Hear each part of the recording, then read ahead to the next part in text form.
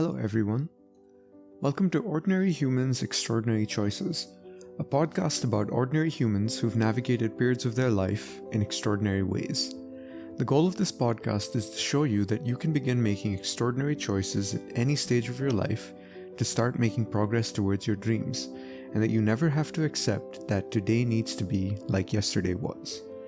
I'm your host, Vamsi, and today's ordinary human is Tom, who also goes by the name Two Stickmen on Discord, and I met him in the School of Support League of Legends coaching Discord server run by Coach Cupcake, who is actually one of the people who inspired me to start this podcast and pursue my own dreams, as he has made his own exceptional choices in life. Tom is an avid student of pure mathematics, and he's extremely passionate about it, as you will tell from the rest of this episode. And he also shared parts of his life about how he took control of his identity early on in life and discovered how fulfilling it was to understand himself and begin to take steps towards living as his true self and living in alignment with his values. We also discuss various aspects of philosophy, and we discussed the title of this podcast and an alternative definition proposed by Tom, which I turn out to actually be persuaded by and enjoy even more than my original definition that I came into this project with. I found Tom to be an exceptional person in terms of how he presented himself, how he was willing to consider ideas and change his mind and frame his thoughts. And yet I think Tom would say that he's not exceptional, he's quite ordinary, but he makes these choices that bring him closer to being his true self every day. So I think we all have something to learn from him, me included, and I found it to be a very productive and enlightening conversation. I hope you find the same from it as well. Please enjoy. So I have Tom with me here. We met in the School of Support League of Legends community. It's a coaching community run by Coach Cupcake, an excellent coach who specializes in support, the role support in League of Legends. But he's also been teaching AD carries now, so they both operate in the bot lane together.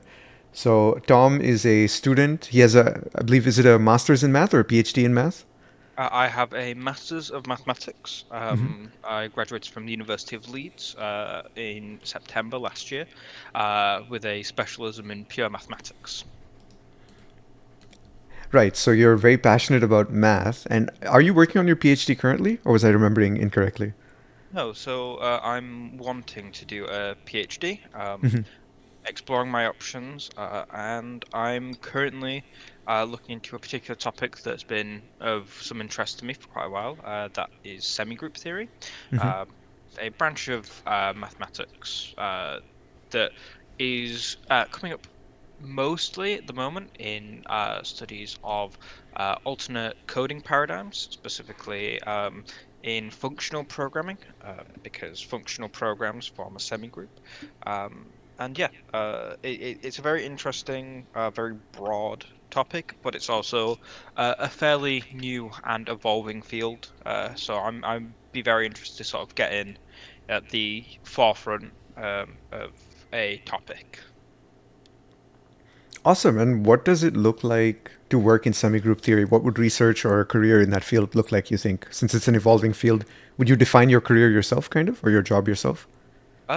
Well, the primary role I view of professional mathematicians is to educate. I want to be a lecturer if I could be. I would love to um, teach advanced level mathematics. I think there is a lot of beauty that comes from pure mathematics specifically, and semigroup theory is just an area that I think looks like it would be promising to explore, Mm-hmm. and is an area that I know from having talked to her quite a bit. I know one of the foremost experts in the field, Mm-hmm. at least in the UK.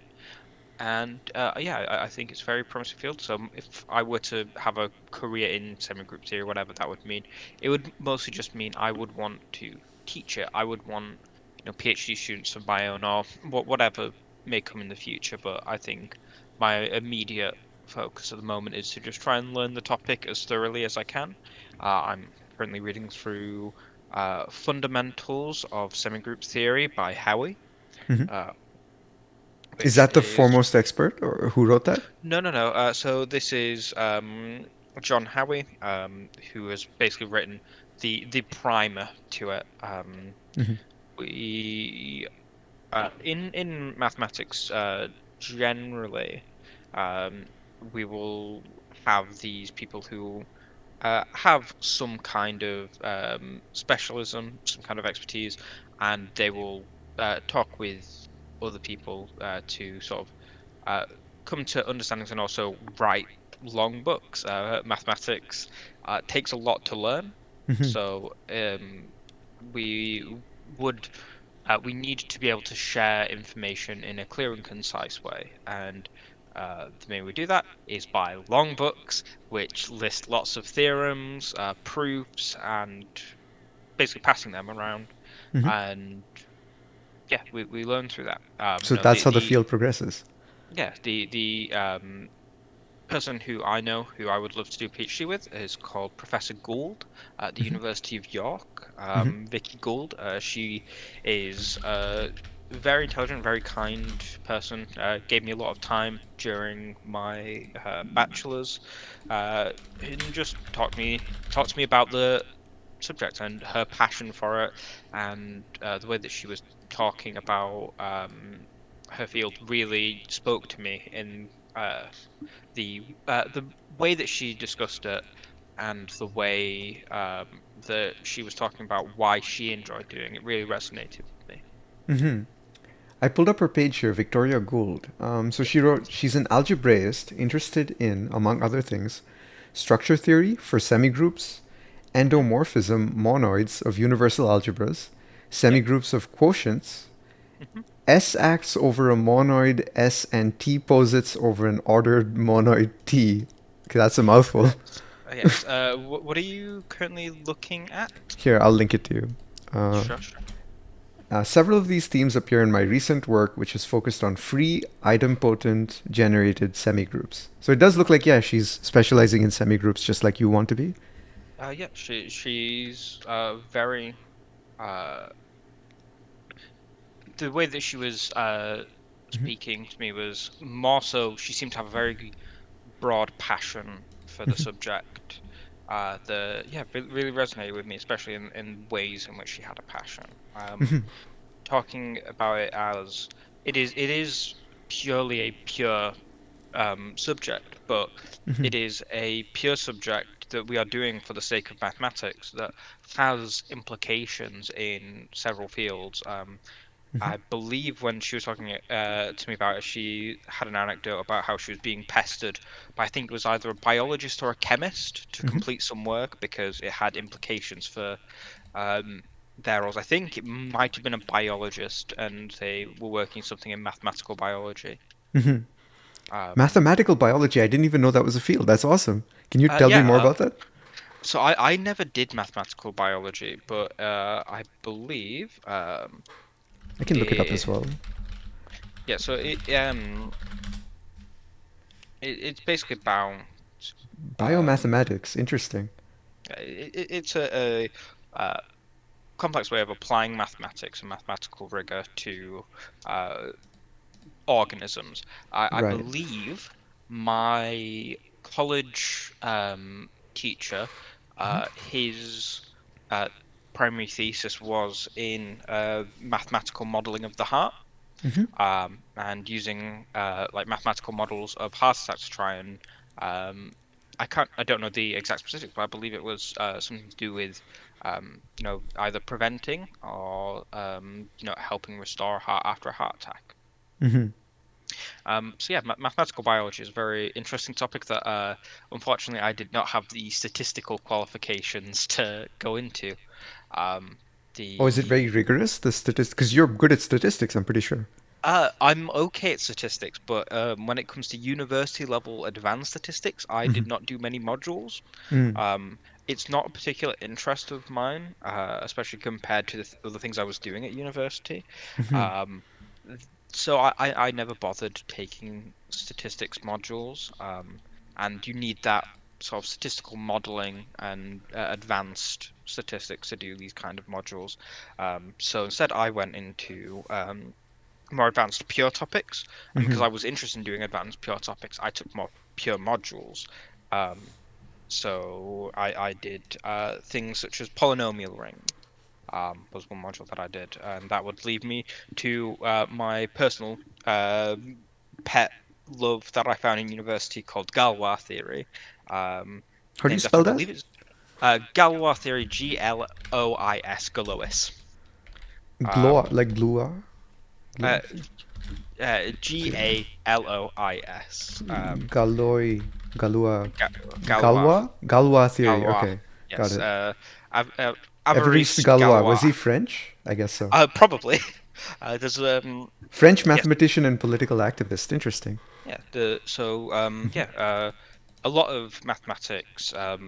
There's kind of most mathematics either comes from Central Europe or like Arabia, like Mm-hmm. the Arabian Peninsula. Like the word algebra Mm-hmm. has roots in Arabic, and a lot of sort of the beginnings of higher mathematics that didn't revolve around geometry Mm-hmm. began in yeah, ancient algebra. The concept of the number zero Mm-hmm. is not something that really was very interesting or useful to the early Greeks Mm-hmm. because primarily they focused on geometry. And it doesn't make much sense to think about negatives or zeros in a geometric sense. So that kind of rested more to the philosophical side in the like Golden Age of Islam era of the Arabian Peninsula, and then that kind of got passed around and became big during that. Yeah, it was so that's who we kind of owe different sections of mathematics to. Central Europe was very important. Greece and Italy specifically Mm-hmm. during the Renaissance. A big um, part of that was a lot of great mathematicians came out of like the universities of Italy, and then um, particularly in the fields that I enjoyed. Unfortunately, a lot of the great mathematicians of the era were Jews in the 30s and 40s in Germany. Um, so we lost a lot of great mathematicians in the Holocaust. So the field of mathematics was hindered by Hitler. Yeah, there was a lot of great people Mm-hmm. have In general. given to the history of mathematics, and I think it's important that we remember them. Mm-hmm. And some were very strange, and I think quite funny to talk about, like Pythagoras. Mm-hmm. Had a weird cult on an island, and I always love to tell the supposed anecdote that there was a mathematician um, on who wanted to join Pythagoras's cult, was on a ship with Pythagoras and um, asked the great mathematician. If I had a triangle with two sides of unit length, we can draw this, oh great Pythagoras, but by your great theorem, the length of the hypotenuse, it must be the square root of two. But we cannot write this as a fraction. Does this mean that this number is not real? And subsequently, that mathematician was thrown off the boat um, because the great Pythagoras did not want to entertain such a notion of irrational numbers, um, and that has become a notion that is ridiculous to modern mathematicians because um, you know why would you not entertain the idea of something existing just because it does not fit your paradigm? Mm-hmm. And then you have very somber stories. I'm regretful that I can't remember his name. There was a great algebraist who did a lot of work in early sophisticated topology, who lost his life in the Holocaust, whose work is now remembered by having several things named after him. Mm-hmm. Um, See if I can get I'm him up. looking it But yes, up. There's a list of Jewish mathematicians. Let me see, algebraist or topology. Abraham, Adrian, Albert, maybe. No, if you can send me that list, I'll probably be able to find it pretty Okay, quickly. sending you the list. It's on Wikipedia. Sure. And I'm also searching maybe topology. The Joan Berman? I don't think so. Hold on, No, but she's still I alive, so not her. William um, Browder's still alive. Hmm. I will see if I can find the person just by going uh through. But yes, it's David Van Danzig? Topology? let me see if I can find them. They Hans might have actually been. Freudenthal, algebraic topology, but he lived until 1990, so probably not. Let's see. It could have very possibly actually been a group theorist. Hmm. Uh, Hans hmm, Hahn was mathematical analysis and topology. when Norton Rich within Freya say so. I will. I will try find it during this. But yes, do you want to move on to another question, perhaps? Sure, yeah, no worries. Yeah, I had a bunch of questions come up. I didn't write them down, but let me just think back. It was really interesting to listen to you because I'm seeing so many connections that I want to. So I guess maybe four things. Um, One is it seems that your interest in mathematics and your passion for pure mathematics, particularly, has led you to also delve into the history of mathematicians and mathematics and to also delve into etymology to some degree and be interested in the origin of certain words and terms and the stories behind them. And stories are something I'm personally fascinated by, right? Especially people and how their lives shaped their life's work and their legacy and their impact on the world. And then coming back to Vicky Gold, but first, your college advisor, he's working on biomathematics that would change the way that we understand the human heart, which means that it has practical implications in healthcare.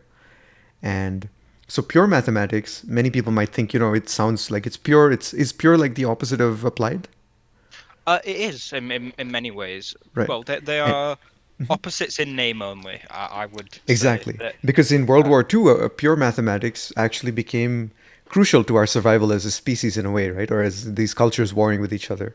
mhm. Or I would say our survival as Western ideology to preserve itself. David Deutsch talked about that. Like, pure mathematics became so suddenly important. So he argues that we need to grow our fundamental knowledge in all areas as quickly as possible to combat all the unknown problems ahead of us because nobody could have predicted World War II. But once it happened, it turned out pure mathematics became so important. So biology, physics, like all I these fields matter. Yeah, I would push back on that idea a sure. little actually. So I would say that I think that pure mathematics became important in that it was how we developed a new system to deal with a problem. But I do not think that the it was necessarily that pure mathematics is remarkable in its own right. Um, But it I seems to think have that great reach. it does. So that this is sort of an idea, I guess, as a mathematician in the fields that I enjoy. The idea of like having a base, a unit, a generator, um, is sort of a thing that goes through a lot of algebra. Um, so an element that you can sort of recurse on itself, and it will um, become it will form an entire group by just repeating a process on this one thing.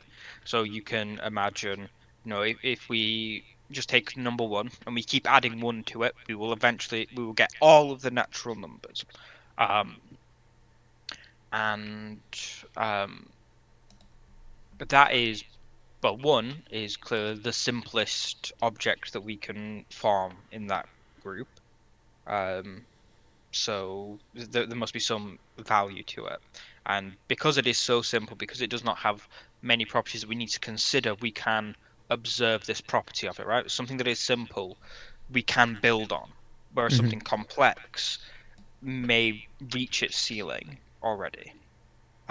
Which is why I think pure mathematics, in its own way of simplicity, is able to reach further than, say, applied mathematics. Something like mathematical biology won't have a breakthrough in its own in like wider mathematics. You probably won't have a breakthrough in mathematical biology that'll reverberate back through the mathematics that help develop it. Hmm. But if you start with something simpler, the discoveries you can make there can reverberate into the future. Um, so yeah, I wouldn't say that mathematics is uniquely positioned in its ability to prevent the rise of any particular ideology. I would say that there are something that I'm passionate about myself is I do not want people to um, dissuade or devalue the humanities. Hmm. Uh, I'm a big lover of theatre and drama and film, and I believe these are things that are important. I believe that philosophy is important. Art Hmm. is incredibly important to the survival of us as people, and that though the though science and technology is how we can continue to live, I do not think it is worth continuing to live if we have nothing to live for. And that is why I think that we should also look to the artists of those times, the rebellions that would form from like Hmm. small communities during World War II, surrounded by, even if it's something as simple as mocking propaganda, I think is incredibly valuable. Hmm. And to that extent, we also need to understand that, whilst pure mathematics might have helped, you know, um, in preventing great evil, it also caused great evil. Hmm. You know, um, a lot of the physicists and mathematicians who went to work on the Manhattan Project came later in life to greatly regret their decision because they viewed it as a horrific act. Right. Um, so I don't think we should unfairly put on a pedestal mathematics or science or any subject really. I think we should let them exist as their own complicated fields with their histories, Hmm. and respect those histories and understand where we are coming from and move forward within them to find the next pasture beyond us. I believe that we should be constantly progressing. We should be trying to push boundaries of what is possible. I agree. I like that we're on the same page in terms of wanting to innovate and push forward knowledge. And I'm really glad you pushed back where you did because it helped me understand where the misunderstanding lay. So I wasn't trying to elevate mathematics particularly or even science in particular. There was a really good point David Deutsch made. And funnily enough, this is the podcast I was listening to with Josh when you and Ligea came in, right? And Hmm.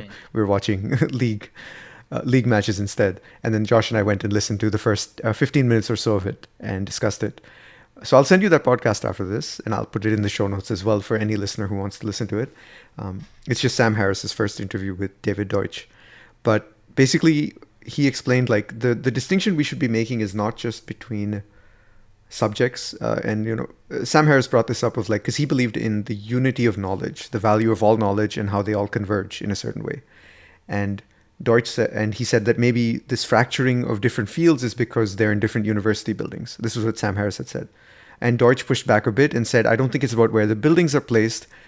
It's more, the distinction that matters more is between reason and unreason. So philosophy, mathematics, science, when done well, represent reason.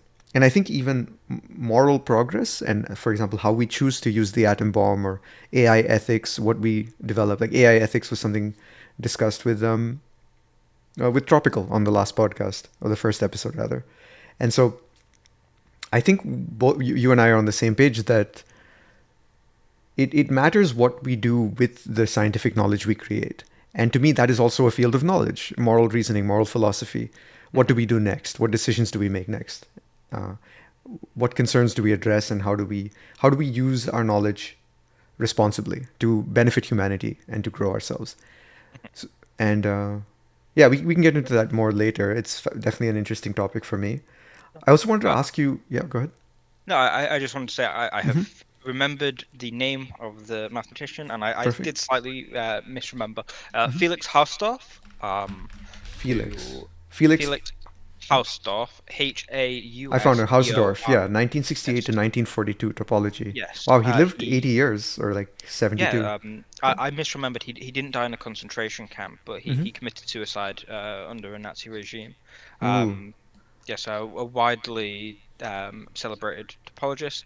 The So Night much of so that Broken Glass, Kristallnacht, he started to yes, face. It was a yeah. pogrom against Jews carried out by Nazi parties. Hmm.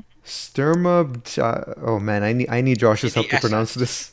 Yeah. That'll be the SS, the Storm Soldiers, I No, believe. it's two. So it's Or is it? Beteiligung, which was SA, and the Schutzstaffel, which is Ah, the SS. So two of them. yes, yeah, yeah. And the Hitler Youth also. Yeah. This is 9 to 10th November 1938. Yes. Have you never heard of the Night of Broken Glass before? I had no. This is the first I'm hearing of it.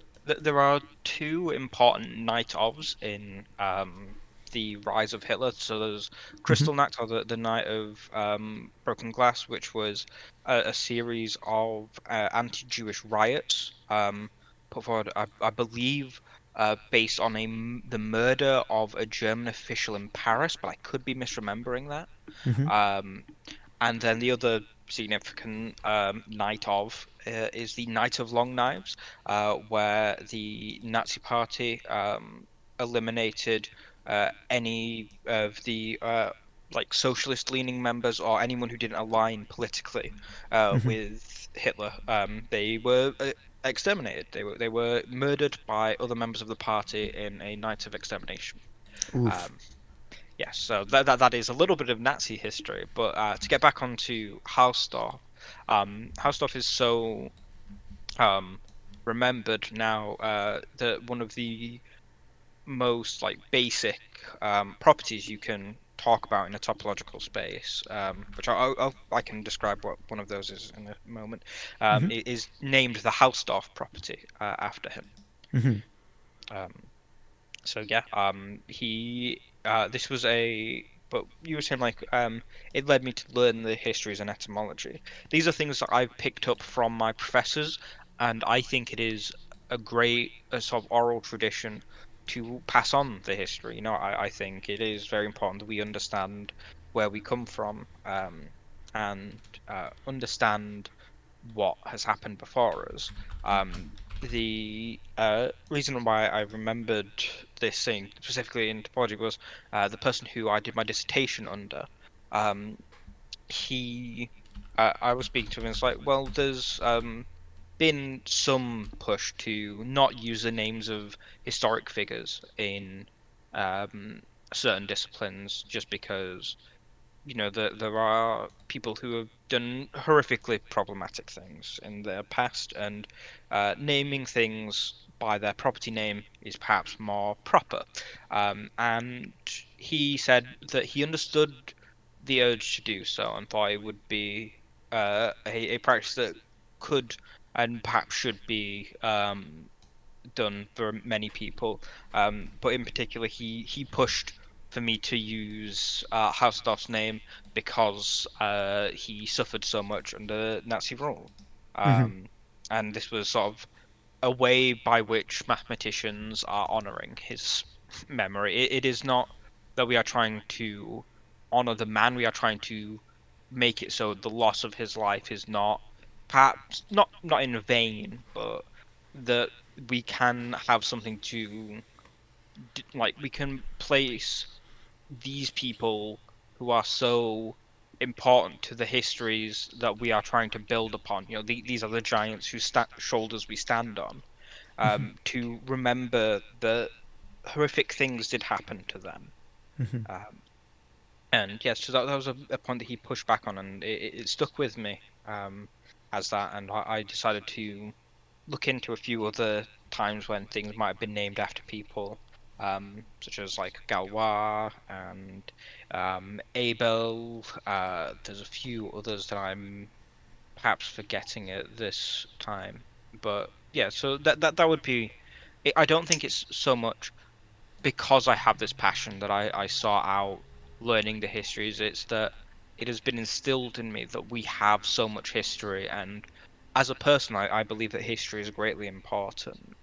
And so it sort of naturally come to me that I should know these things, because you know, otherwise I would have sort of an incomplete knowledge of what I'm studying. Hmm. But I couldn't tell you the history behind every single person who's ever written mathematics. I don't think that's um, like reasonable. And stuff like the the anecdote about the Pythagorean cult Hmm. is just that I have picked up because I think it's a funny story. Um, but yes, you are looking at the Wikipedia page of Hausdorff and the letters that he wrote. It's really sad.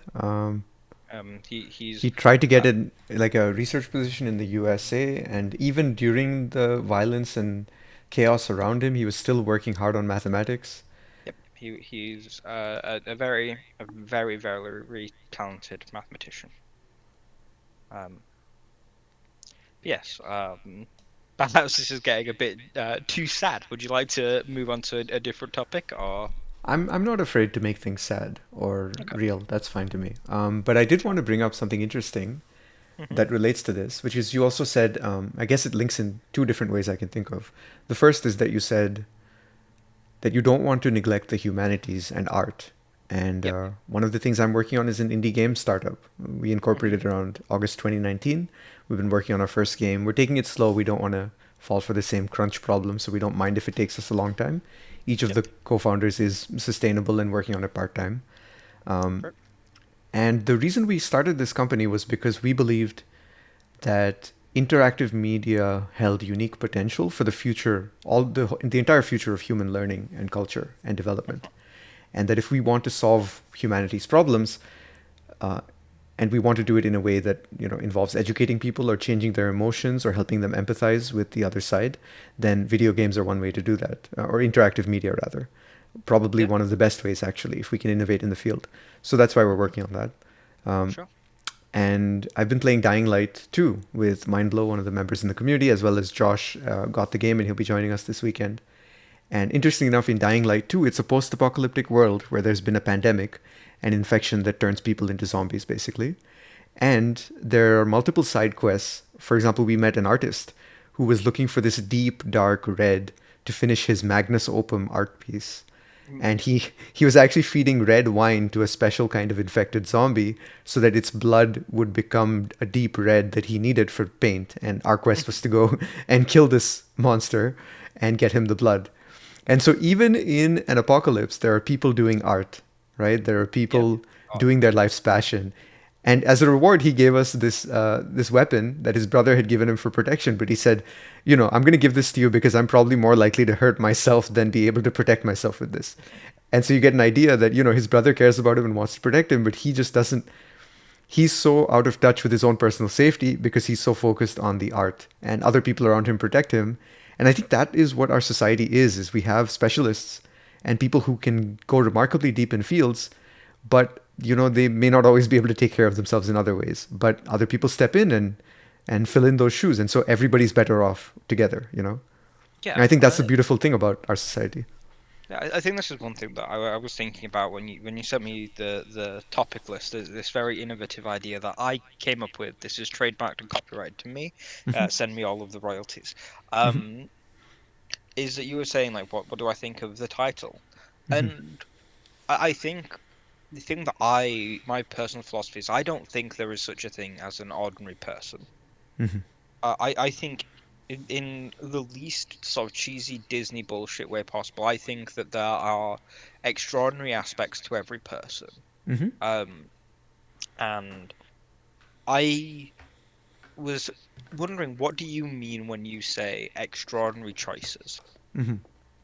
I'm interested in what your opinion is on that because I have my own view of what an extraordinary choice can be, and I'm interested to see if it'll line up with your thoughts. Yeah, so actually, one homework task that I had, which I haven't done yet, is to come up with a little script that I'll edit onto podcasts just to introduce what do I mean by the title and set the context for the podcast. But I haven't done that yet. Hmm. So it's good that you're asking me that question. I can try to define it for you. Because my definition has become more refined as I've talked with people about it, because I've realized that everybody perceives that title a little differently, which is maybe part of the value it has. It intimidates many people. Like 90% of the people I've asked to come on the podcast have said, I'm not good enough to be on the podcast. I don't think I've made extraordinary choices.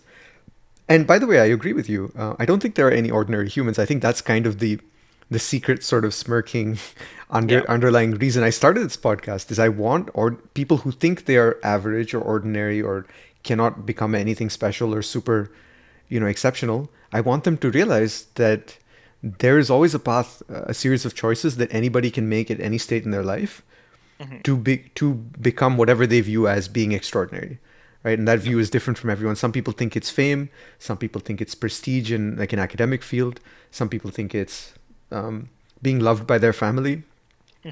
some people think it's living up to their father's standards or their mother's standards or whoever it is. Other Hmm. people think it's being popular, right, and just being liked by Hmm. whoever they happen to meet, or charismatic rather, I should say. So Yeah. yeah, here's my definition. I would say roughly an extraordinary choice is when you make a choice that in that moment and in that situation, in that space in time and space, the people around you would not have made that choice. So it's when there was a situation that everyone was accepting as the status quo, and you saw the situation and you said, no, this is not okay, and I'm going to do something about it.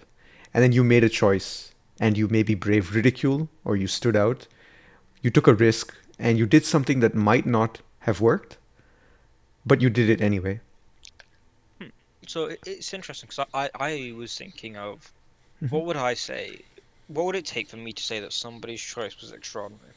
And I would say it's quite different to what you said because I think sometimes the bravest thing you can do is go along with whatever you were supposed to do that day. I think somewhere out there there is um a man or a person whose most extraordinary choice they're gonna make is to wake up in the morning, go work their 9 to 5, come back, eat a shitty microwave dinner, and go to bed and do it again the next day.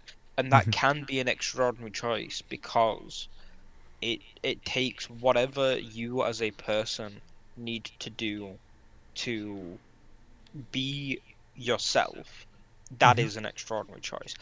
I don't think it matters if that is against the grain. I think you can be extraordinary in an ordinary world, right? I don't think that you need to ever change anything to be extraordinary. And which I suppose this is why I believe everybody is extraordinary because I think unless you are if you are defying who you are and trying to be something else, if you are trying to change something about yourself, that can be an extraordinary choice. It can be an extraordinary act of bravery or of selfishness to change who you are. It can also be, being true to yourself can be extremely brave. I think, one of the things that I've sort of had is, a lot of my friends growing up, and sort of the people who I associate with myself are all queer people, and um, I myself would not necessarily consider myself non-binary, but I do go by he they pro.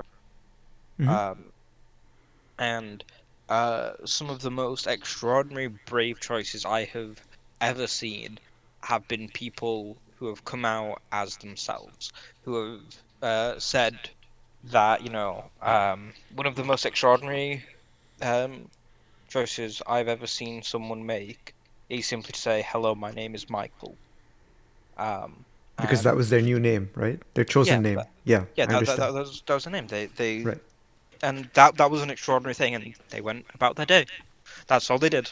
They went about their day as Michael, and yes, there will be other choices made by them that are extraordinary, and I don't think that it's necessarily, just a thing for the queer community to make that extraordinary choice.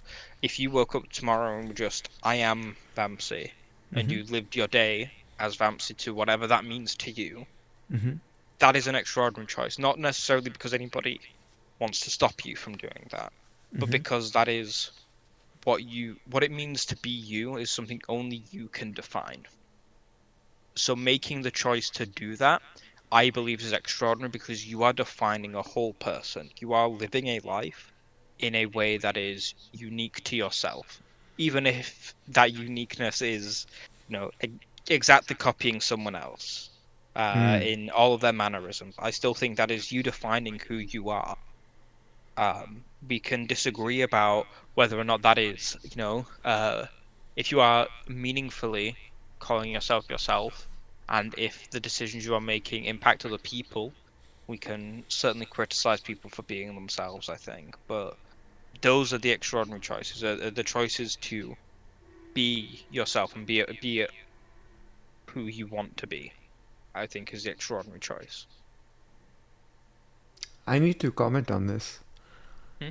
because I think you've said a few very insightful things. I think there were some internal contradictions in what you said, Possibly. but Uh, I think I, go ahead. yeah, I don't think I'm I don't think can always be a consistency to things. I'm sure I do contradict myself, and if you point them out to me, I'm sure I can maybe correct myself on what I mean because I am speaking a bit off the cuff. Yeah, but that's But what collaborative philosophy is. You sure. identify, problems and you try to fix them together. Hmm. But but I think the problems are far smaller, like slice of what you said than the insight. So I want to focus on the insight first Sure. because it's the insight that spawned a whole bunch of ideas in my head to make me think about my title and why I chose it and the flaws Hmm. in it, right? The bigger problems within my title. So I think you're right. So here's one simple statement that might have to do a lot of work, but the simple statement is based on what you've just told me, I now believe that a person can make extraordinary choices even if they are the only living human being on the planet or in the world, in the universe, Yes, right? I would agree with that.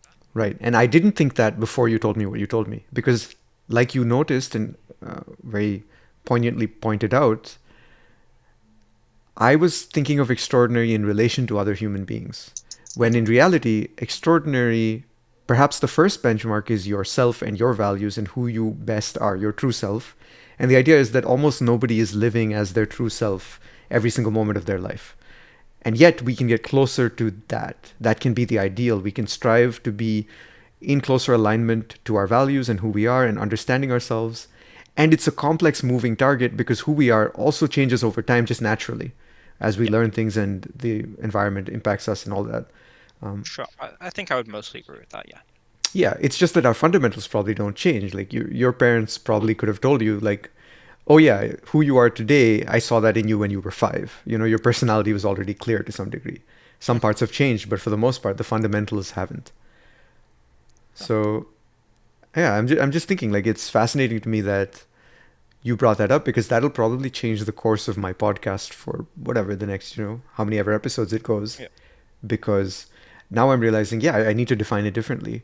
So people having the bravery to live by their own values and the the bravery to even dig into those values because it can be hard, it can be painful to admit.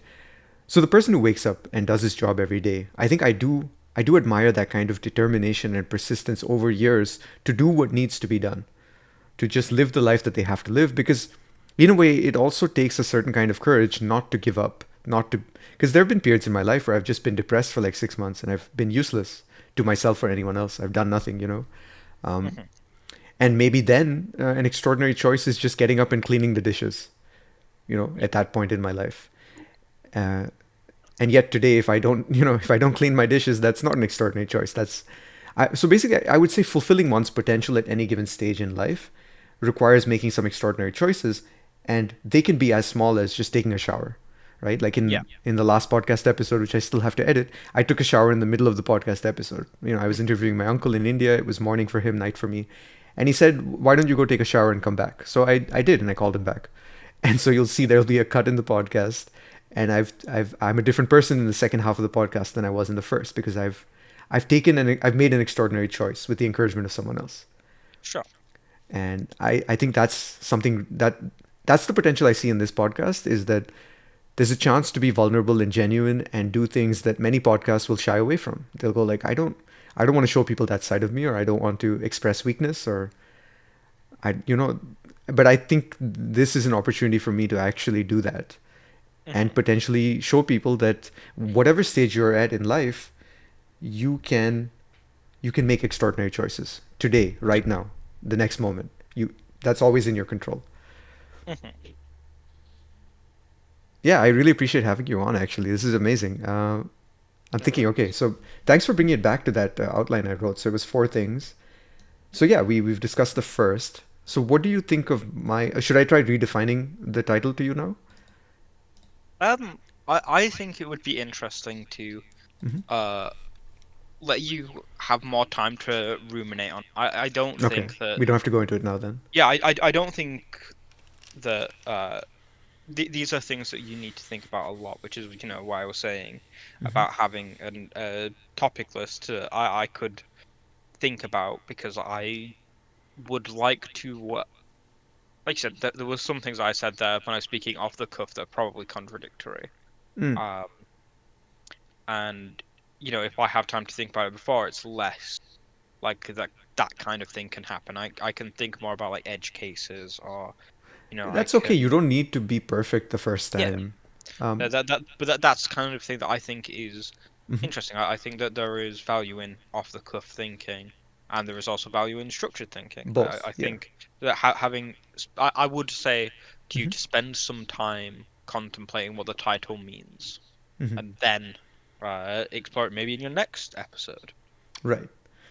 So each episode, I could improve my understanding of the title just by getting a new perspective from the guest about what Yeah. they think of the title. And Yep. each time it'll get better. Yeah, because Tropical in the first episode almost seemed intimidated by the title. And the way that I framed it, this was my responsibility. I framed it in such a way that I almost guaranteed him that I would find some place in his life where he made extraordinary choices. But he left the episode being unconvinced of that. So I Right. failed in a sense. But I also succeeded in a larger sense, which I learned a lot. So the contradiction that I can remember, it's the only one contradiction I can remember, is that you said people don't necessarily have to change. And then you also said people living out as their true selves. And I think it does take change to become closer to your true self, basically. You have to change the habits and choices, and you have to Yes. overcome some of the fear that is stopping you from being your true self, like being Michael Okay. rather than Yeah. Michelle or whatever it is. Yeah. Yeah. I would Hmm. generally agree. So I think that the point that I was saying is that Hmm. change can be an extraordinary choice, and Yes. it can cause you to live more as your true self. But I do not think that every choice you have to make must change something to Hmm. be extraordinary. Right. I could say my stance a million times on a varying, like a ton of subjects, and I think as long as I am, I wouldn't change my view if I was to, stand up for something I believe in, right? If even if I was to do that multiple times, each time I think the act of standing up for it is an extraordinary choice to make Yes. but I'm not fundamentally changing anything. Hmm. Um, Even if it's like a small thing, like putting my uh can in the recycling instead of the regular bin. Hmm.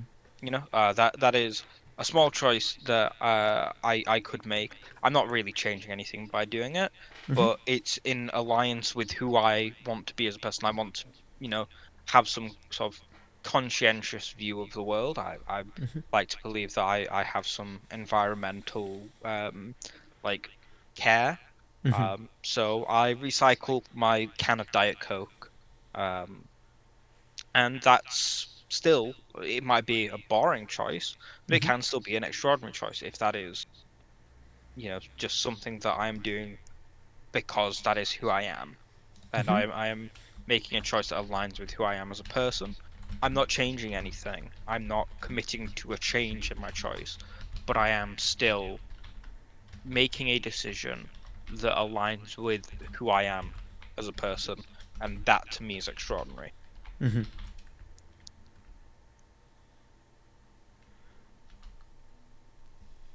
I would say that you are making a choice to change something because let's say that your habits were, oh, I'm just going to put the can where I put everything else, which is in the garbage. And then you are now making a conscious choice to start a virtuous cycle that means your habits will change. Meaning you'll put it in the recycling once, then a second time, and before you know it, it's just a habit and it's conscious and it doesn't require Mm. energy. Yeah, But I would. Yeah. I will say I agree with you as well that change can also be a sign that you are doing the opposite of making an extraordinary choice. For example, if I change my opinion because of social pressure, but I don't really believe what they're saying, and I actually get further from my true self because of social pressure, peer pressure, or I feel I want to fit in or something like that. I'm afraid to stand out, and then I make a choice that actually harms my integrity, let's say, harms my progress towards being who I should be. And the funny thing is, like, many of those fear based choices to fit in, it turns out if I just made the choice of being honest and being myself and doing the thing that I was afraid might cause me to face ridicule, I often find that actually people connect with me more deeply. And my vulnerability causes people to actually step in and try to help me or understand me better. Or, it's very rare I find that people genuinely try to take advantage of you when you express weakness or vulnerability. Hmm. At least that's for me in modern society. I know in some other cultures maybe it's more dangerous to do that. I can understand, Yeah. but for me at least, most of the fear has been in my head, not in Hmm. reality. And Yeah. yeah, I think most of the barriers stopping us from being ourselves are internal, not external. Sure. Yeah, I think I would agree with that. Like for the most part, the universe and society is not trying to stop you from being your best self. There's always a way to be your best self and productively contribute to society in a way that society will appreciate, and to find people to surround Hmm. yourselves with that Yep. that will like who you really are, not like who you think you should be for them. Yeah. I think I would generally agree with that. Like I have found recently, I've been more willing to be weird and strange and myself, and maybe for every 10 people I alienate, uh, I find that there are one or two people who are intensely attracted to me, where they wouldn't have been because I wouldn't have stood out as special or unique. And so I would never have met those amazing people and formed those amazing relationships. For example, with you, I don't know that I would have met you and formed this connection if I chose to try to just be, I don't know what the word is, normal, average, safe, like Yeah. avoiding saying anything controversial, avoiding conflict, avoiding, typing in the Coach Cupcake Discord so much. Like the first time I got a DM from someone saying, you're please be mindful, there's so many people in this Discord, you're typing in every channel so much, there's a lot of messages to catch up on. Hmm. If I had then withdrawn like I usually do and just stopped chatting entirely, I would have Hmm. done myself a disservice, done the community a disservice. I wouldn't have met you and a bunch of other people. Yeah. But instead, I actually took his feedback into account and I started implementing it. And I followed up with him a week later and I said, hey, I tried using threads. I'm trying to stay on topic. I'm typing more mindfully. What do you think of the changes so far? Is there anything you'd like me to adjust? Is it better now? And he said, Hmm. yeah, I love it. And I'm really enjoying like reading your thoughts. Like, thank you for participating. And, Hmm. thanks for taking the feedback. And so now I formed a connection with him as well. And so I realized I can do this in every area of my life. Hmm. So yeah, anyway, sorry to make it about me. Let's go back to Yeah, the that's topic fine. list No because I do worries. want the podcast to be guest focused. I want me to Sure. be a small part of it, like maybe 10-20% at most. Sure. So number two was Tom's life story, childhood up to now. Extra focus Hmm. on any areas where Tom felt he stood out as a child. And yeah, this is why I kind of defined extraordinary choices, right? Made choices that his peers didn't make, maybe took steps to change situations where others just accepted the situation or status quo and didn't try to change it for the better. So here you can replace that with where you think you made choices that aligned more closely with yourself. And maybe these were breakthroughs, these were moments where you had a habit of failing your integrity, or in a way, right? Or of doing the thing that fit in rather than the thing that was true to yourself. And then you one day something switched, and you threw the Diet Coke can in the recycling bin instead of the Hmm. garbage. But analogically to Yeah. your personality choices. Yeah. So go ahead. Yeah. So I would say that while I don't want to get into like my whole life story, I don't think that's particularly relevant. I will just say like the turning point that I had. So I Mm-hmm. was pretty severely depressed through a lot of my childhood. I'm still I'm on medication and whatnot. Mm-hmm. Um, but the key turning point I think was during college where I first met some really great friends. Um, and one of them like was like we were just chatting and um like they were just talking to me about like normal stuff and was like, hey, how come you like always wear uh jeans that are like slightly too big.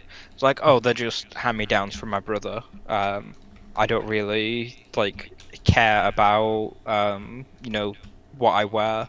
Um, and instead of like making fun of me like I thought like people might, Hmm. he was like, "Oh, okay, well, yeah, I've noticed that you just like you tread on the bottom of your jeans a lot because like they're too big.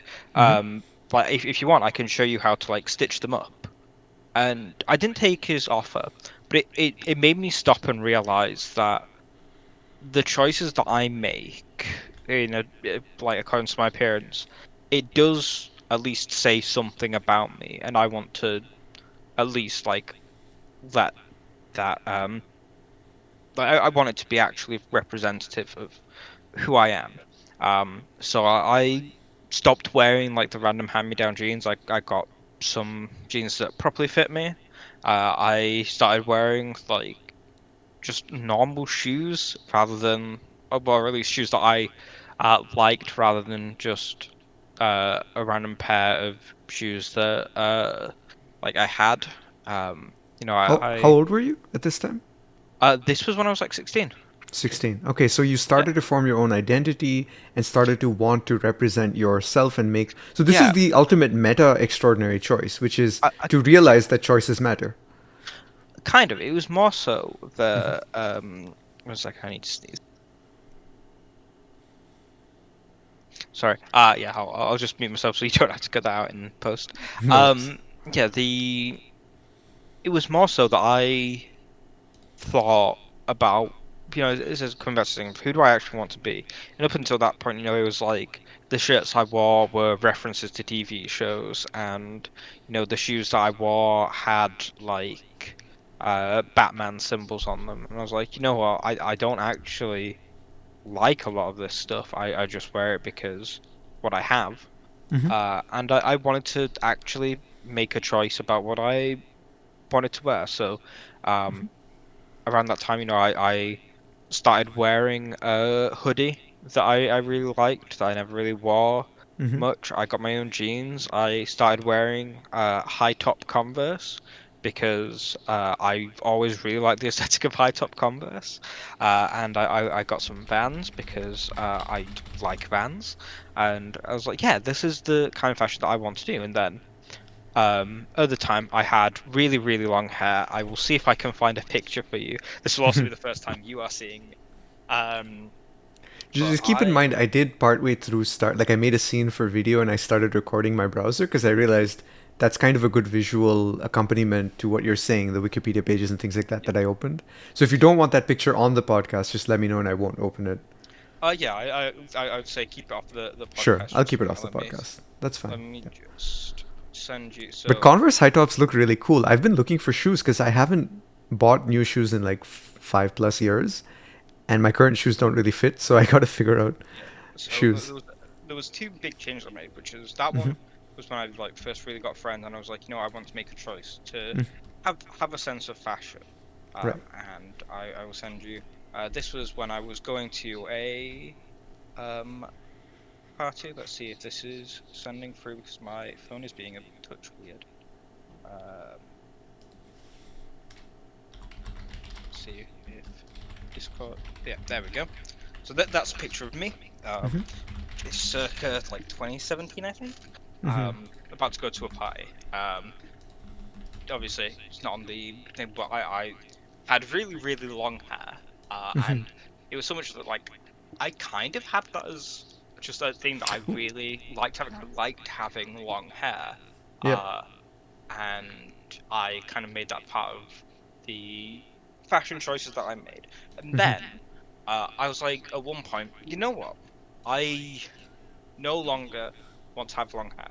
Hmm. I want to change my fashion again. Hmm. And like these are small choices, but these are things that were important to me. Hmm. And the thing that I remember that I really really liked was a I can't remember where I saw. I think it was just like a random person on the street was wearing a. Well, there was two different people that I saw. One was wearing a checkered t-shirt, checkered shirt, over a plain black t-shirt, and the other one was wearing a cardigan. Mhm. Um, and that then, so I started wearing dressing like that. I was like, I want to cut my hair short, so I cut my hair short, and that's what it looks like. And I That's kind of not took short it. at all to me. Like that's just really cool, stylish, like fashion model hair. Like, cause I liked having hair like that. Like I viewed it as like Prince Charming hair, kind of, right? Uh, Like the yeah, yeah. that's one of my friends. Well, uh, I won't call him a friend actually.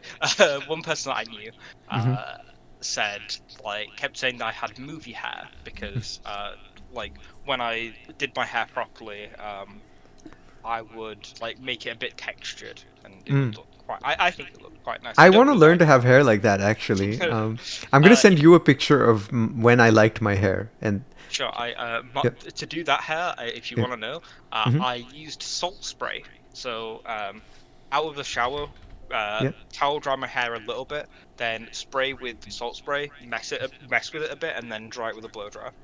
Um, interesting. and that's how I got that hair look.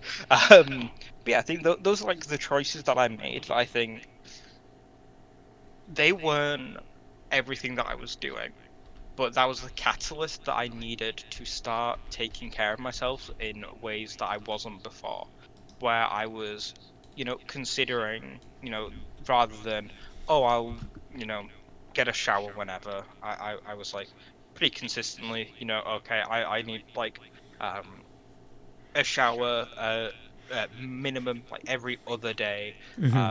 and like shampoo and conditioner every other day at least. Hmm. Um, and I want to look good. I want to look how I want to feel, and that was sort of a decision that I made. Hmm. Um, so I think those are like the big decisions I made, and that's when I would say I was like the happiest I'd ever been. Hmm. Because I also started making friends with people who I cared about rather Right. than just like random people. Like it wasn't just, oh, we have vaguely similar interests. We both like games. Let's be friends. It was like, oh, um, like I'm really into like League of Legends and cinema, and I'm into like cooking. I'm into like uh talking about fun things and being like a weird drama nerd. So I made friends with those people, and we had like a massive friend group, and we'd like go to each other's houses. I'd host movie nights because we were friends and that's what friends did. Hmm. And those are the decisions that I think made me who I am now. And those are decisions that I think about when I'm like, yeah, this is who I am. I'm the person who made the decision that made me friend. I'm the Hmm. person who made these decisions who changed what I looked like because it felt better to me. It's so interesting because this is everything that I need to learn even Hmm. today because like making decisions, taking control of your life, valuing relationships based on, well, there was an article I read, something called, it was like philosophy first relationships. But it's this idea of, let me see if I can find it. Well, but yeah, it's this idea that you should build relationships based on philosophy first. I'll link this to you. I'll link it in the show notes as well. But this idea that you should find relationships based on philosophy and mainly like how well can you resolve disagreements with each other and discuss them. Because if you can do that well, everything else can fix itself. And finding common interests is relatively easy because people with good philosophy can pick up new interests fairly easily. They can learn fast. They can discuss and help each other and learn and teach each other. And when you teach someone else something, it also builds your relationship even better, right? And when you learn from them, it's the same thing. So it's you don't need to be good at the same things right away. You can get Yeah. good together. It's interesting. So, Hmm. the way I got introduced to this friend, so I have Hmm. a long time friend called Bree, Hmm. um, and we have been friends since like I don't know what the like Canadian equivalent would be, Hmm. but since primary school. So since we were I want to say like 7 or 8. Um, so we've known each other like a hell of a long time, or like consistently been friends. Hmm. And we went to different colleges in the same town. Hmm. I went to Huddersfield New College. They went to Greenhead College in Huddersfield, and like we still kept in touch, and we played league together. Um, and oh my god, I oh my god, I love how you spelt Huddersfield. Hooters. Yeah, that's how it sounded. But then it turned Uh, out to be Huddersfield. uh, Yeah. um, Go ahead. no, because mostly because so do you know anything about Doctor Who? Yes, some. He's got a phone booth and he travels around and he's English. Yeah. So Yeah. He the time concept. travels. Yeah. Yeah, the concept, the main concept of Doctor Who is that the Doctor regenerates, right? So, the Doctor, whenever they regenerate, they get a new face and a new personality. Mm. Basically, it's a way that they can cycle actors. Right, since it's been So going on for 60 years. yeah, Yeah. yeah. So whenever the Doctor dies, he doesn't really die. He regenerates into a different person. Okay. One of these people, very recently, this is a very low res. Uh, I'm seeing if I can. Yeah. So one of these people, the most recent, well, the one before last, was called Jodie Whittaker. And Jodie Whittaker was first female Doctor, right? So it's relatively like big for this super big So it's the same institution. human being in a female body, right? Uh, they're not It, human. They're an alien. they're an Same, alien. Okay. yeah. They're Same an alien alien being in a different. Oh wait, yeah. this guy was I saw In him in one of the Morbius. super. Yeah, Morbius. Yeah, there you go. Yeah, Cool. you will recognize all of them except for the actually not all of them in that picture except for the last no all of them except for just Jodie have been Is in this Jodie? superhero films. Yeah, Okay. Jodie's the last one. So Okay. the first person is Christopher Eccleston. He's from Manchester, Okay. and What superhero was he? I don't he wasn't recognize a him. superhero. He was a villain in the second Thor movie. Ooh, okay. David Tennant is the I recognize him most from famous. something. Yeah, I Yeah, recognize him from something. I believe he was Mr. Purple in Jessica Jones. Ooh, okay. Um, and Matt Smith was yep, that That's weird him? goblin guy. Yep, Okay. I didn't know that's that was him. I mean, he's got a lot of makeup, so it's hard yeah. to tell.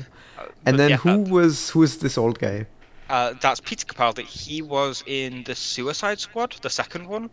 Okay, I don't think I've Um, watched that one. No, But okay. he's the guy who has like a bunch of probes on his head. But yeah, all of Hmm. them have been in various things. But Cool. yeah, the main thing is Hmm. Jodie Whittaker Hmm. was being interviewed. Jodie Whittaker is from Huddersfield. Huddersfield is a place Oh, in quite close. Yorkshire. If I so she speaks quite similarly to me. Really?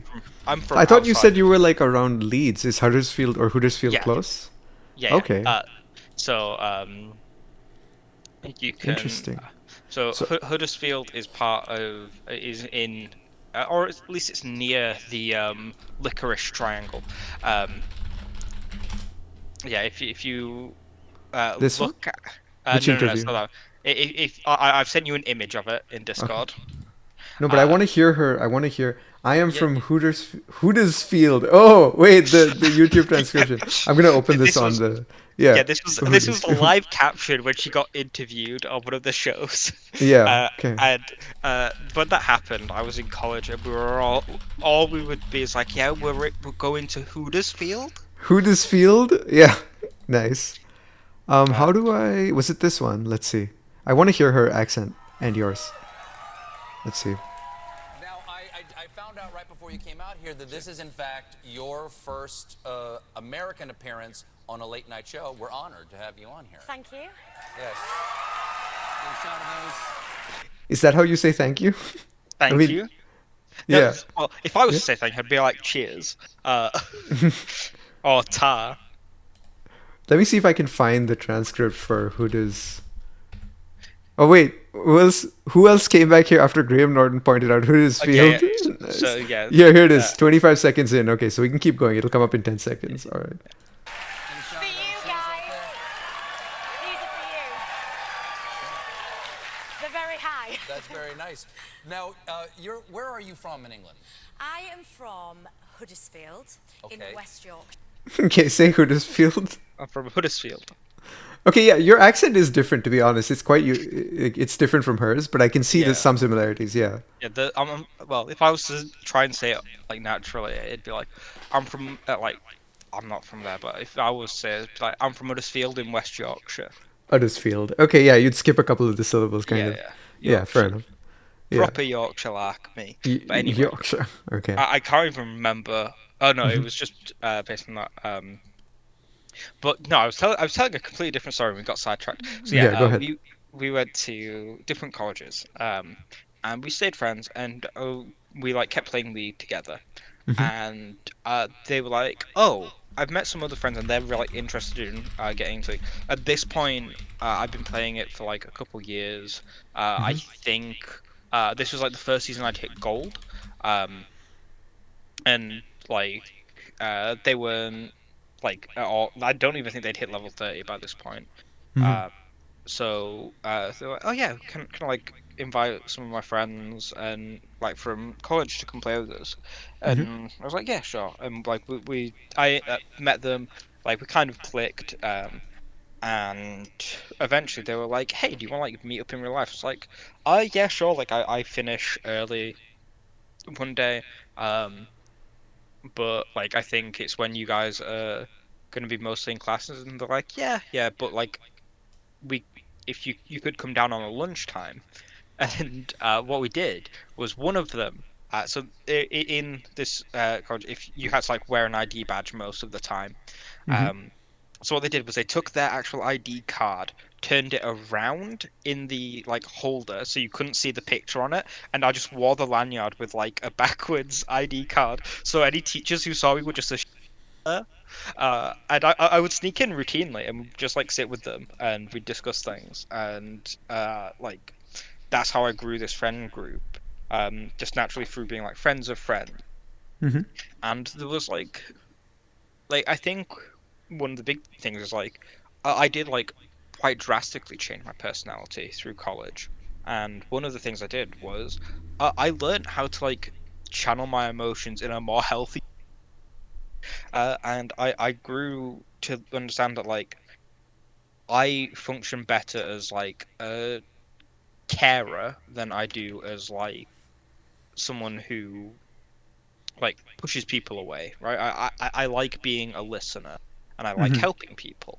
So at the start it would be a lot of I basically try and emotionally distance myself from anything that was happening by like making a joke at my own expense or like a lot of the Self-deprecation. jokes. Yeah. Yeah, like a lot of those jokes would be like, "Oh, haha!" Like I want to kill myself, ha ha ha. That kind of Hmm. humor. I've made the And same kind of jokes, exactly the same yeah, kind. Yeah. yeah, and I evolved as a person. And I was like, I don't want to make those jokes anymore. It's kind of dumb because Yeah. like sometimes that is how I felt, and it's Right. like, you know what? No, I'm gonna be healthier and I'm gonna talk to my friends if I need help.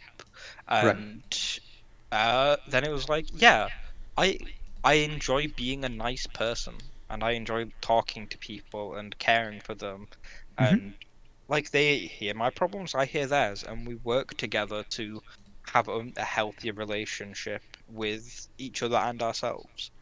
Yeah. Um, and I don't necessarily think we became friends because we had the same sort of philosophy on life or whatever. I think we were all people who could just gel together by the sheer fact that we had at least something to connect us. And that Hmm. might not have been like our philosophy on life because you know I was into some things that other people found like weird. So like I had for portion like I am was quite I still say a bit am a bit of like an existential nihilist. Hmm. Um like unsure about the nature of existence and like meanings of life. I don't really believe in them. Um and I don't think that necessarily made me like a pessimistic person. I would say I'm uh I would say I'm a positive nihilist. That's what I've noticed. You're still optimistic, which is why I'm interested and curious about Yeah. how you're an existential. Because for many nihilists, they become hedonists, right? And they just want to pursue Yeah, pleasure and avoid this pain. is Yep. like Nietzsche's view on it, right? Is that um, God is dead, we have killed him, and what will replace God? If it is nihilism, then what will stop us from becoming hedonists and you know eating each other and whatnot? And I read like some of Nietzsche. I can't remember though. It's been a long time, and I just remember thinking, no, I don't think it will. Um, I think we can live without a greater meaning because we are each a person who can view our own lives in some way to be meaningful to us. Like there is a meaning. The meaning to life is not some great existential question. It is, I think, again, to live to yourself. There is a great quote from Nietzsche. I'll see if I can remember where it's from. I believe it might be in the Gay Science. In the Um, what? In the gay science? the Gay Science, yeah. What is the gay science? The Gay Science is a book by Nietzsche. It Oh, I means, didn't know that. yeah, Like the science of happiness or I think so, yeah. German? Oh man, I wish we had Josh. Die Fröhliche Wissenschaft. I want to know. The Uh, joyful wisdom. The joyous science. Yeah, so this is like positive philosophy. This is something I've been really interested in. Is like um, positive psychology, the science of happiness, right? Understanding what makes us happy and how we work and how happiness functions. Joy uh, as well. Yeah, yes. Let's interesting. let's see. I'm sorry, I'm scrolling back through No, because no, no worries. Take your time. I'm I I'm lost inside all of this. Like I'm trying to find his hedonism and nihilism thing. I think he had a different view. Like he viewed society as breaking down with nihilism, but I think hedonism is not necessarily bad, pursuing pleasure. But I do think responsibility and purpose can give greater fulfillment. This is something Coach Cupcake has talked about, right? That yeah day-to-day pleasure cannot is not the same kind of fulfillment that you can get long term from responsibility, purpose, social connection, family, making the world a better place, having a positive impact. And I think I'm like you, by the way. I like to connect with people. I like to invest in people. A lot of people have told me that I should trust others less. I should invest in them less. That I'm taking too many risks and I'm setting myself up for my hopes to be dashed because I take each of my relationships with people so seriously. And yet I see Coach Cupcake do the same thing in his coaching practice. Like he invests in each and every student. And the more they show up, of course, the more he invests, right? Like in me, he said, I'm committed to helping you in your journey, whatever it takes, you know? Like I know that we don't have the answers right now, but I'm there for you. We'll figure it yeah out. Like that's how I want to be with every person that I bring on the podcast. yeah. At the very So least for the duration of it. Yeah, go ahead. yeah. So, no, so I've just found it the passage. This was something that was deeply impactful to me, and I still say this is one of my favorite quotes. So this is from the end of the Gay Science. What if some What if some day or night a demon were to steal after you in your loneliest loneliness and say to you, "This life as you now live it, and have lived it, you will have to live once more, and innumerable times more, and there will be nothing new in it, but every pain and every joy and every thought and sigh and everything unutterable, small or great in your life, you will have to return to you, all in the same succession and sequence, even this spider and this moonlight between the trees, and even this moment and I myself. The eternal hourglass of existence is turned upside down again and again, and you with it, speck of dust. Would you not throw yourself down and gnash your teeth and curse the demon who spoke thus? Or have you experienced a tremendous moment when you are a god, and never have I ever heard anything more divine? If this thought gained possession of you, it would change you as you are, or perhaps crush you. The question in each and everything, do you desire this more innumerable times more, would lie upon your actions as the greatest way, or how well disposed would you have become to yourself and to life? Yes, this is a a part of my philosophy that I think is quite deeply important to me. This idea of living every moment as if you would have to live it innumerable times more. You will have to always. relive a moment. Are you making the best choice that will create happiness in you? And I think that happiness is sort of who like comes from being your authentic self, and that is where I get this idea, and that's where I think the meaning of life would lie. And I don't think it is a universal thing. I don't think there is a universal choice, universal, but I think we can generate our own meaning by creating a life worth living again. See, this is a really, really good reflection because there's so many thoughts about this, right? So many ways of putting this, like live without regrets, live like it was your last day, and all that. But I think this does the best job I've ever come across of putting it into perspective that, okay, I'm going to have to live this life again and again. So, how would I live it in such a way that I would never regret repeating it? So, I would never regret not asking that girl out or not telling this person how I felt about them or not asserting my boundaries in this one instance, you know? And this is something CL talked about as well when I spoke with him. He said that he really takes extreme ownership of his life and he does not, he tries to squeeze the meaning and value out of every single moment in his day. And that doesn't just mean being productive, it also means, financially productive or career productive wise. It also means like spending time with his loved ones and relationships and, enjoying his life in such a way that, because I told him like there are many days I go to bed feeling regret, like I didn't do enough that day. And he said it's been a very, very long time since he's gone to bed with that feeling. Yeah. And so I want to be like that. I want to. So what about you? When was the last time you think roughly you went to bed feeling regret at what you did that day or didn't do? There are times, but I'd rather not go into them. Okay, fair. You don't have to get into details, Yeah, but at least I know that there are. Yeah. Yeah, there are times Because where there are I many think, for me as well. like where I've thought, oh yeah, that this is a decision. If I were to make it again, I would do something different. I would. I think a lot of it comes down to either considering my words better, or keeping in contact with a person, or cutting off a person earlier, right? And I think those are definitely, like there are definitely those times that I have regretted something. And if I was to live my life again, knowing everything I knew, there would be things I would definitely change. But I don't think it's helpful to dwell on them because I guess it's kind of like the thing that we talk about. Like we send in school support a lot, right? It's focus on your internals, on your externals. Do what you can control. I can't control what I have done. I can only control what I will do. So I Right. need to live my life in accordance to doing my best. I mean, my greatest regrets, actually, I'm noticing we're probably very similar because I replay conversations in my head without even, like, I ruminate without even meaning to, where I'll start to think, what could I have said instead? What could I have done instead? And yet, those aren't productive unless I can channel them into future learning and habits and change and action. And then I can actually feel good about those mistakes.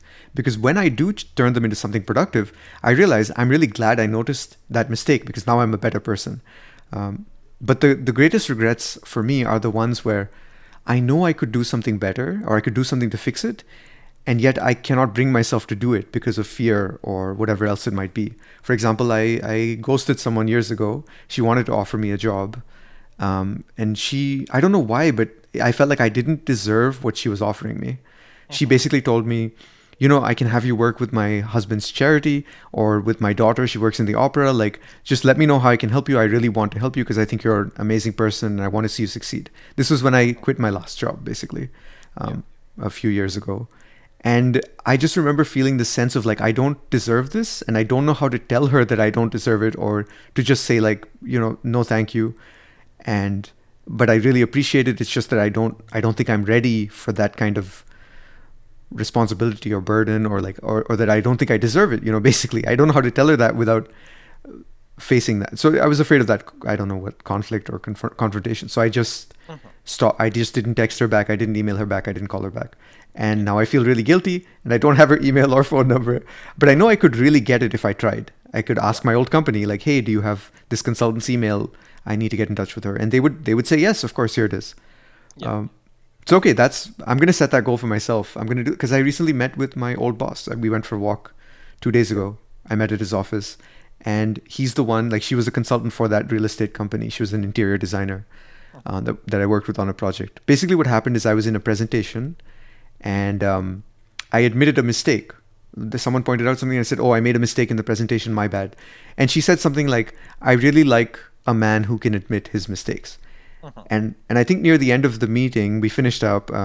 People were putting their cups away, and there was a staff member washing the glasses, you know. And I put my glass away a bit late. I was still drinking my water, and then I ended up grabbing the sponge and washing it myself before going down. Mhm. And I guess she noticed that because I think that also stood out to her. And I ended up having an argument with my boss who was waiting down there for me because he said, "Why would you waste my time, washing that glass? They have someone to do it." And I told him I just felt like that was my responsibility. I was the one who drank from that glass, so I can clean it. I should. Uh, and to this day, I still have no regrets about that decision, even though my boss, he did make a good point, which is that his time is worth a lot of money, and making him wait an extra 30 seconds is, I don't know how many ever $100 of his time's worth, right? But I guess to me, there was something intangible about my choice. It's not just about the money, it's about doing the right thing, regardless of the cost, kind of. So I Mhm. was torn, but yeah, okay. Thanks. You just inspired me to take some action. I'm going to do that. Sure, that's Yeah. great. So yeah, before I guess we should start to wrap up because it's getting. Yeah. I want to respect your time, and it's also about an hour and a half into it. I do eventually want to do 3 or 4 hour podcasts, but I would want to plan them in a way where the other person also knows that it's going to be that. It's late Yeah, for you, right? Yeah, it is 2 a.m. currently. 2 a.m. Yeah, so I don't want to keep you too long. So we've gone through most of the list actually. Number 3 was your current life and goals. You told me about Vicky Gould. Maybe are you willing to go into maybe like just 5 minutes on what exactly she did and how she was that really attracted you to her and her research as a person? Because it seems to me like you're like me in that people drive you more than things, and yet you're unlike me because mathematics is a very abstract and thing-based, field. But it Um, seems like you got interested in semi-groups because of Vicky more yeah, than so anything. Yeah. I'll touch on it very briefly. Hmm. So, I during my dissertation, I was talking to the person who was leading. I was like, "Yeah, I'm contemplating doing a PhD. I don't know sort of who to reach out to. Do you know anyone Hmm. who sort of because he wasn't a pure mathematician, at Hmm. least not in the branch that I wanted to go into. He was an analyst, Hmm. which is not like a statistics thing. It's to do with calculus, Hmm. which wasn't something I was particularly interested in. Hmm. And he mentioned, "Oh, I met this person at this conference." And yeah, Victoria Gould, York, is doing some interesting work, and I know you like group theory, so maybe you'd reach out to her. And I was like, okay, I'll reach out to all these people, um, and be like, hey, I'm interested in perhaps pursuing a PhD. Do you have any time to talk about your research? And she was like, yeah, of course. Like we organized it, had a Zoom call, um, and she was like, yeah, these are like the topics that I'm doing. And I think it was more so her philosophy behind why she wanted to do this work is that she really liked the abstract work. Um, Hmm. as do I. I love the abstractness of mathematics because I Hmm. think when you can view things in an abstract way, you are now in a realm where you are not limited. You are only limited by the tools you have, right? You are limited by um, like I know I can do a set amount of things in this situation, right? I can um like I can take a quotient group. I know I can do that. I can find all the subgroups or whatever. Um and but these things in a way do have implications outside of just one theory. Um Hmm. which is not necessarily even that it has these implications in like, biomathematics or whatever, or it has implications in computer science. It was that it could have implications in other fields. Um, it's something that she talked about that really interested me because the like I said, my favorite module that I took was Galois theory, and Hmm. Galois theory takes something that is quite abstract, the notion of fields and groups, and eventually, with Galois theory, what you can get to is a remarkable proof. I'll just ask: do you know what the The quadratic function? quadratic function or the quadratic formula? Sounds familiar, but no, I don't know what it is.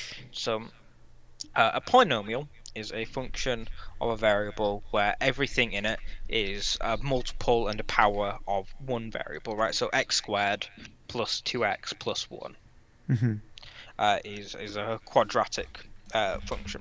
And um, yeah, what we would Polynomials yeah, and what are polynomials. quadratic? The And polynomials would be the thing that you'd click on there. quadratic equations part one? Yep. So these are like examples. Yeah. Ax squared plus bx plus c equals 0 is an example. Is the like typical quadratic, and it's how do we solve this, right? How do we find what x is? And there is a formula for that for quadratics. It is minus b plus or minus the square root of b squared minus 4ac over 2a. Um, and this is something that you can get taught in like high school. It's not particularly complicated, um, but it exists and you can derive it fairly easy. Less known is that for cubic equations, so when you have instead of the if we just take a second here, um, Yep. you see if you go back one Yep. page actually, scroll up. We have there the ax squared plus bx plus c. So this That's what is you mentioned. this is called the general form of The standard form. standard form quadratic equation. Cubic equation is the same basically, X but instead cubed? of x cubed, there's a similar function to do this. And then there is quartic equations which have power X to the 4. power of 4? Right. And then you get to quintics. And there is no general solution to a quintic equation. Is there a sextic or a septic or an Sextic, octic? yep. All of these Okay, but are there's fine. no general, so it gets more and more complex as you go, and we haven't figured out generalized solutions past It, it, 4. it's it's Yeah. not that we haven't found. It's that it's not possible to find, or it's. Yes, it is that you cannot have a general form of this solution to this equation, and the way we do that isn't by manipulating the equation. It is to think. I'll try and explain it in like a short way. It's to think of all of the ways that we can like move around what we know about this function, right?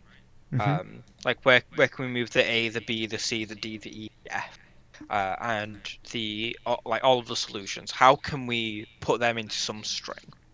Um, and that is this would create what we call a field, things where we can add, subtract, multiply, divide, and take roots.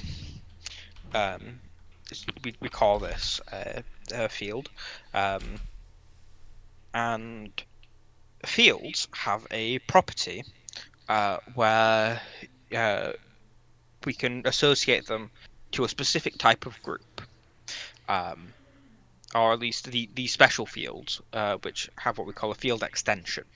Um, and these field extensions have associated groups, and what we can do is we can ask, what are the properties of this group? And if this group has a specific property, then we know that there is no way of manipulating these variables in a specific way. To very dumb it down. And this is called the Galois criterion, and it is the central theorem of Galois theory. And I think that is incredible that we can take a look at this abstract notion of a group, of a field, and we can relate this to polynomials, which have pop up everywhere. Polynomials are the granddaddy of all equations. Um, and yeah, we can talk about take what we know about this one field, these groups, and we can apply it. Like we can show some property of it, and that has an implication in polynomials and the study of polynomials. And that's what really appealed to me about Galois theory, and the way that Vicky Gould, when I was talking to her about semigroup theory, she was saying it was very much the same thing. So you knew it linked up with what you already liked about math, and I guess what you liked about abstractions, because when you said you have all the tools or you're only limited by the tools, what I imagined was that you can simulate things in an abstract space without needing physical tools. The tools are all in your mind. You can build more Yeah, tools very quickly if you kind of. learn how to think better. Yeah. So yeah, Interesting. you can see that the technical term is that if a equation is solvable by radicals. Where's that? Okay, I don't know what a radical is, so And a radical is a thing in a. You can see the lattice diagram, which is comparing a whole bunch of things. of Q adjoin the positive square roots of 2 and 3, its subfields in Galois groups. Yeah, it, Okay. yeah, it is. Are polynomials also like square roots of things? Um, yes, you could have a polynomial in fractional orders. Like square root of x or something? Or Yeah, you could okay. have that. Although typically, if it was your highest order was like square root of x. We wouldn't write square root of x. We'd write x to the power of a half, which would be the order. So the order of that variable would be a half. If your highest order variable would be that, we would multiply everything out.